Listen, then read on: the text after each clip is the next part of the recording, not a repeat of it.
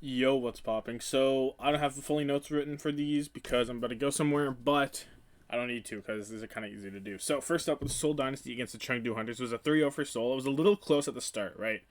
Well, Seoul's playing Stalker, Fitz, Smurf, Prophet, Vindame.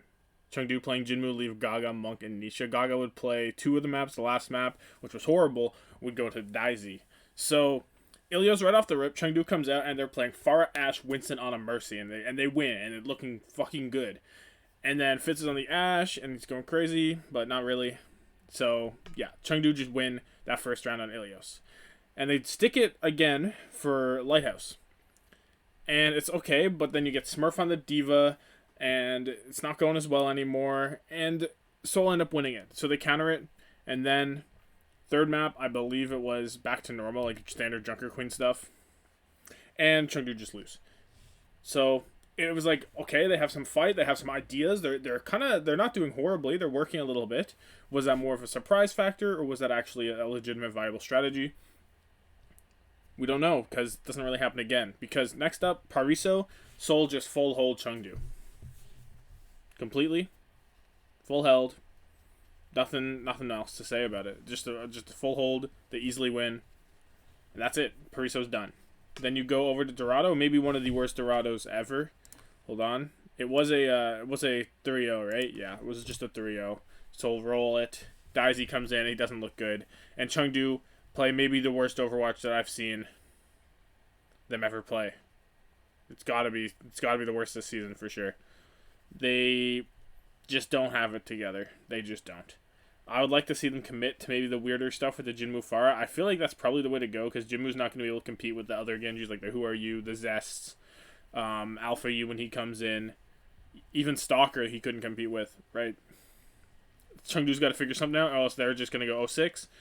And Chengdu is a team that's in danger of not making play-ins if they actually do, like, if they do a really tank bad performance. So, I don't know, Thompson play of the match. I guess we can give it to whoever you want. Doesn't really matter. I'll give it to Smurf because I played Diva. I don't know. It was just a roll. It was just the team differential. Shanghai Dragons against the Spark. This was a 3-0. I did end up writing a bit for this because, of course, I'm wearing my Spark hat because I'm depressed. So anyway, Shanghai playing Lip. Who Are You? Void, Izayaki, Leger gone. Architect is still in. There is no Alpha E, and we get Shiber our Super Rich Irony. And just Who Are You is that guy, right? Li Zhang's a 2-0 for Shanghai. It's 176 both times on both Control Center and Night Market. But it was still very much Shanghai was controlling the game. And Spark had some pushback, but nothing more. So yeah, Who Are You's going crazy. And Architect isn't playing bad. But this team is not able to function with an okay Genji, right? They need Alpha Yi. It's just how the team is built. Lip and Shy are going like maybe even, but I think it's slightly in Lip's favor. Lip was playing phenomenally. Well, not really phenomenally. He was playing standard Lip, you know. But Spark were keeping it competitive. There were some fights they were able to take aggression. Bernard was matching up well against Void. I don't think this is on Bernard Junker Queen at all. But in the end, Shanghai, Who Are You? Too much firepower, and they come out on top more often and just better. Then Parisa ends up being a 3-2 for Shanghai with a 229 time bank for them. So Who Are You played Echo on their A and B defense. And it was fine, you know, it was okay. I feel like if he was on the Genji, they'd probably just win because his Genji is so much better than his Echo. And his Echo's not bad, but it's not anywhere near his Genji, right? If he's an S tier Genji, he's like a C tier Echo, or a B tier at best kind of thing. But it was alright. And at this point, I'm starting to consider if Alpha U would even make a difference because the copiums just run dry. The rotations weren't good from the Spark. The fight plans didn't seem to be fully there. There was one time, the very first attack, they actually win this fight, but it looked like they had no clue what they were doing. They were just sitting around. They were like going one way. They were going the other way. They didn't want to go past them. They want to go up the stairs. Shanghai like drop on them, and they end up winning in a very chaotic fight. But I don't think that should have been a win, and I don't think that was an actual plan. It just kind of happened. So I don't know if like there's some confusion how to play, if there's hesitation in the decision making, or just miscommunications, or what's going on. But it was I didn't like what I saw, and I don't even think with Alpha E this would have been like maybe Li Zhang is closer, right? Or maybe Li Zhang's a win even because Alpha E is that Alpha E can get you what is that 24% probably, but I don't know. Shy is getting focused down, right? So you can say, oh well, it's not his fault. It's Shy. He's doing what he can. But I don't know if I'm gonna give him that, because I don't think he's helping himself here. I see times where he is walking out on the off angle too early, so his team's not engaged. So then who are you can just look at him and kill him. He's walking out like very far away from supports, out of the LOS sometimes, and it's just like the timing for when Shy presents himself to take angles. They're not like perfect, you know. It's hard to say, because Shy is obviously like the lifeblood of Spark, especially with no Alpha E beside him. But I think he still has room to improve in this composition. I don't think he's peaked in it, so we'll see how he does as he keeps going forward. We'll see how Alpha E beside him will help him next week. Gibraltar is a 3-1 for Shanghai. They had a 4-minute and 12-second time bank. Hangzhou legit had like one final blow on the defense. It's just not there. Shanghai's just better. One interesting thing I'd like to note, though, other than just that who are used better, Shanghai's better, is that Sparks start their defense and they're sitting on the high ground where you'd expect them to start. You know, it's Gibraltar first. You're playing on the high ground. But Shanghai actually were holding on the low ground corner, and I actually see the vision there, because let's say Spark go up and take the high ground away from them. They still have to drop on them because they can't really do anything. Like, they can take angles around them, but what would happen is Shanghai would just back up. They'd give them that little bit of space, but then Spark do have to drop onto them eventually. And then you're just brawling at the corner, which is fine. Or they could, you know, push into them on the corner, and then, you know, it's just a brawl on the corner.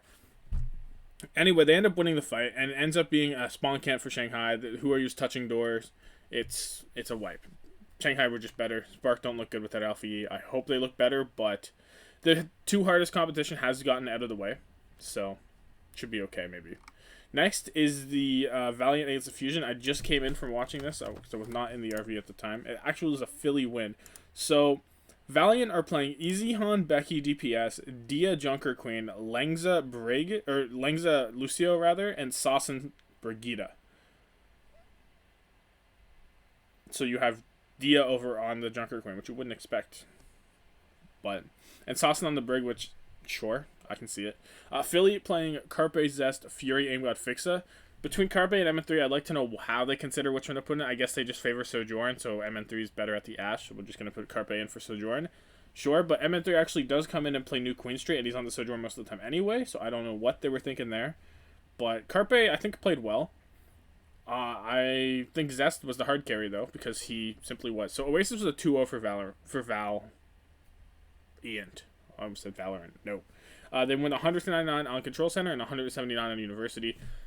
That's City Center, not Control Center. So DIYA Junker Queen is legitimately very good. He is gapping like crazy. He has the most final blows in the lobby. Fury is getting hard gapped right off the rip. DIYA had 14 final blows with 31 eliminations and 3 deaths, while Fury had 5 final blows, 11 eliminations, and 9 deaths. It wasn't even close. Fury was getting rolled, and Valiant looked sick. I thought this was going to be a 3-0 after this map. Becky was looking fantastic on the Genji, supports were doing work, and DIYA is setting the pace for his team in a way that you'd expect the DPS to. He's playing for himself. He's playing to get as many axe swings as he can. He is hitting so many knives. I've never seen anyone else hit that many knives so consistently. It was crazy. And just by doing that, he's making space for his team, and he's doing his Junker Queen job effectively. Midtown ends up being a 3-2 for Philly, and it's just a roll on A and B for both of the teams on the offense. Just a roll through it, gone. Valiant were able to build their support ults first on A, which helped them roll through B, and it's kind of similar for Philly. But after B, they make it in. Becky hits a Hero Blade, turns a fight around, and gets them a fight win on C. But after that, it's just a Philly spawn hold for 2+ minutes at least. And by the time Valiant do break it, after using ultimates, they're in overtime, and they're unable to complete the map all the way. They do push it a pretty good amount, but it's not a full cap. And then Philly, same thing, A and B roll.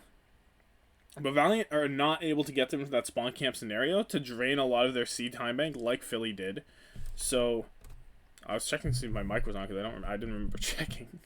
That would have been sad. But yeah. Philly were able to push it all the way to the end because Valiant were not able to get through that to get a spawn camp scenario. And DIYA didn't diff like he did in the first map. It was very even. So Philly ended up winning there. That spawn camp was so crucial. If Philly don't get that spawn camp off, it would have went to extra rounds probably, or a Valiant win or something. Who knows? But that was a pretty key moment and a very good strategy that most teams, it's not like a groundbreaking, oh my god, they're spawn camping on Junker Queen. No, it's just standard. Circuit Royale ends up being a 3-2 for Philly with a 20-second time bank. Valiant start with a spawn camp. Philly had easily break it, and then Valiant win a fight and go right back to spawn camping. So, spawn camping is very fun. And that spawn camp lasts a long time, and it doesn't look like, it looks like a full hold that's going to come out eventually. Philly do break it with ults, but they have very little time and they need another fight win. So what happens? Zest hits a massive blade. DIYA ends up dying mid-rampage. Saucin is unable to use his rally in time, and Philly go into B. And again, to get through B, it is Zest with a massive blade. It is Zest carrying this team through and through, similar to Stage 1. I thought Stage 2, he didn't do it as much. Stage 1, he was doing it a lot, and it's back. He was dragging this team through the dirt. They do not cap A or B without Zest going crazy. And even C. Carpe had some good picks, but it's still Zest all day. And Becky is quiet right now. Becky was playing good at the first 2 maps. This map, he is quite quiet. Then Philly go to the defense after they fully cap. They start off with a spawn cold. Valiant do a TP past them, and EasyHan goes Bastion and ends up breaking through. But once again, Philly win a fight, and they go back to spawn camping, because of course you do. But they do some critical mistakes. Valiant are able to maintain an ult advantage as they ult out, so that means Philly were using ults to stay there, and they used a little too many. So they lose their push, and B goes pretty decent. But on C, Philly end up spawn holding them again, up on that little tent in front of their spawn. And Valiant, just because they're low on time now, they're forced to brute force their way through, and they just can't complete the map in time. But it's a pretty good map, but without Zest, Philly probably lose. Without Carpe getting some good picks on C, they maybe don't get it all the way. And the Valiant individual plays are not as there, because Dia's not really hard diffing. It was even. It was pretty even now again. And then EasyHan and Becky are just not really, EasyHan was matching up fine with Carpe, but Zest was for sure making past Becky. And then we go to New Queen Street. Ended up being a 77-53 for Valiant, and MN3 comes in, and I'm not sure why. You expect the Ash here, New Queen Street. This is the Ash map that MN3 popped off on, but it's just not there. So DIYA comes back, and he's hard diffing again. He's starting off strong. I know what it is about control, about push. DIYA is a menace. He gets Valiant a huge lead at the start, basically the checkpoint after 3 fights, and Philly fight back after that, but it's just too little too late. They aren't able to actually get the checkpoint themselves. And Valiant were very much in control the whole time. They were playing their ults pretty well. There were some times where they would maybe ult down some, and I don't know if I agree with that fight's winnable. But overall, very stingy with their ult usage. Zest was making good plays, hitting blades and stuff, but because of how willing Saucin was to just hold that rally until he absolutely needed it, there would be times where Zest would hit a blade, and no one dies, and he doesn't force any ult. So the blade literally got no value, basically. He got outshout, basically. Say basically again challenge. So just really good macro understanding of holding those ultimates and getting the maximum value of them, which I don't really expect from Saucin on the Brig, but he's been known to play whatever. Saucin doesn't play Overwatch, he plays characters in Overwatch. You know what I mean? He plays Zarya, he plays Pharah, he plays Brig, but he doesn't play Overwatch. So I kind of like that. But yeah, Valiant looked very good here. DIYA leading the charge again, and he's the answer for Valiant success. It's DIYA being that guy. But then we get over to Busan. I didn't write anything for this. I was watching it on my phone. Ends up being a 2-1. And Philly win the first map, Valiant win the second map. It's Junker Queen stuff. Then we get over to downtown, and again it comes down to Zest versus Becky, really, and Zest he comes out on top. The Junker Queen matchup was about even, so then you have to look at the other things, and I haven't been talking about AimGod and Fixa, but I think they played solid. I think they were all right. I don't know. It's hard to say because Zest was very much carrying this team. I also don't have much to say because I didn't write it down, so my bad for that, but it ends up being a Zest win. And he's going to be the top of the player of the match. So I think Philly and Valiant both look solid, but they're definitely both a step below both both Seoul and Shanghai. I don't know where you want to play Spark yet because no Alpha E makes them look really bad, but I would say both of these teams look better than Spark did by a lot. They actually seem to have ideas on what they want to do. Even though Philly's idea is Zest, go kill everyone. I don't know. It's hard to say. But very excited to see more Valiant. I like this DIYA thing. One thing I don't like about the DIYA thing is what happens if next stage Junker Queen is still good, but you actually have to swap off of her. So then, are you gonna have DIYA on the Junker Queen, or are you just gonna put Marvel in? I'm sure Marvel could have a good Junker Queen. He's good at everything. I don't know. I don't know if I fully agree with putting DIYA on Junker Queen, even though he's had a phenomenal performance for the long term, which I guess they aren't worrying about because they can't afford to worry about it because they need these points right now. I don't know. It's an interesting idea, but I think that's NoHill has tons of those. So anyway, that's gonna be it for me. Have yourself a good one. Like this video if you liked it. Subscribe for more daily or virtual content. Someone's asked, hey, what's going on in APAC? Some of this video, it should give them a decently quick rundown. So yeah, have a good one. Deuces.